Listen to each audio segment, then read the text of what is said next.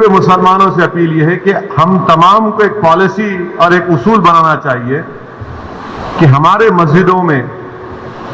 جو 65 سال کے اوپر ضعیف ہیں ان کو ہم روکے کم سے کم 1 جون کے پورے مہینے ختم ہونے تک، کیونکہ ان کے جسم میں امیونٹی کم ہو جاتی ہے، مختلف خدا نخواستہ اگر ان کو ڈائبٹک ہے، بیماریاں ہیں، تو باڈی میں وائرس سے مقابلہ کرنے کی طاقت کم ہو جاتی ہے۔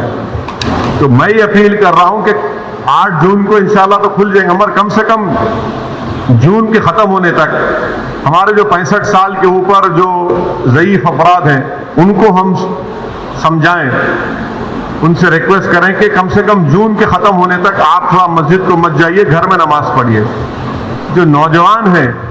جو ذرا مسجدوں کو کم جاتے، اب وہ جا کر مسجد کو آباد رکھے۔ تیسرے یہ کہ مساجد میں اگر کارپیٹ ہے اور اس کارپیٹ کو نکال سکتے آپ تو فوراً نکال کر پتھر کے اوپر نماز پڑھنا چاہیے، کیونکہ کارپیٹ میں ایپیڈیمولوجسٹ اور جتنے ہیلتھ ایکسپرٹ سے ڈاکٹرز وہ بولتے کہ کارپیٹ میں بہت سے جراثیم جم جاتے اور اس سے ہو سکتا کہ خدا نخواستہ کسی کو وائرس لگ سکتا۔ تو چوتھی بات کام ہم کو یہ کرنا چاہیے کہ مساجد میں بیت الخلاء اور وضو کا انتظام نہ رکھیں، کیونکہ وہ وضو کرتے کلی کرتے اور پھر آپ آ کے نماز پڑھتے تو لوگ گھر سے ہی اپنے وضو کر آئیں، اور نماز جب پڑھیں گے تو نہیں معلوم مفتی اکرام کو فیصلہ کرنا ہے کہ اگر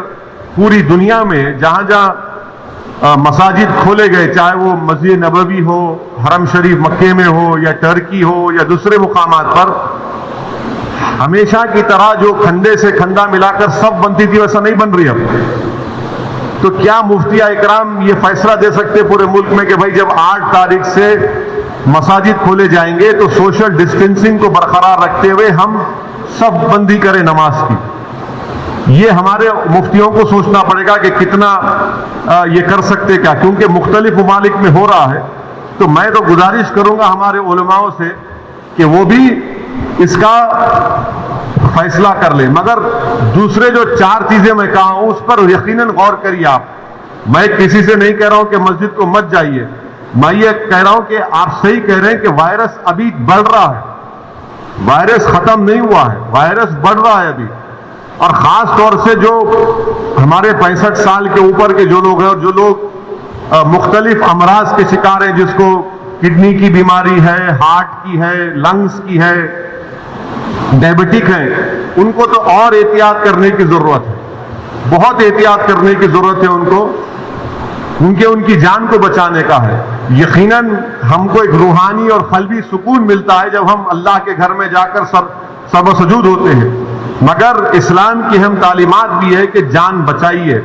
اور اگر خدا نہ خواستہ کسی کو یہ وائرس ہوتا ہے تو پھر ان کے گھر والوں کو ان سے جو ملاقات کیے،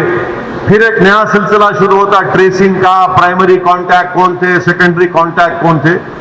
یہ میرے احساسات ہیں، اور یہ اسی وقت ہوگا جب ہمارے تمام مفتی اکرام چاہے وہ کسی بھی مکتب فکر کے ہوں، وہ اس کا ایک اجتماعی طور پر نوٹ لے کر سب کو بتائیں۔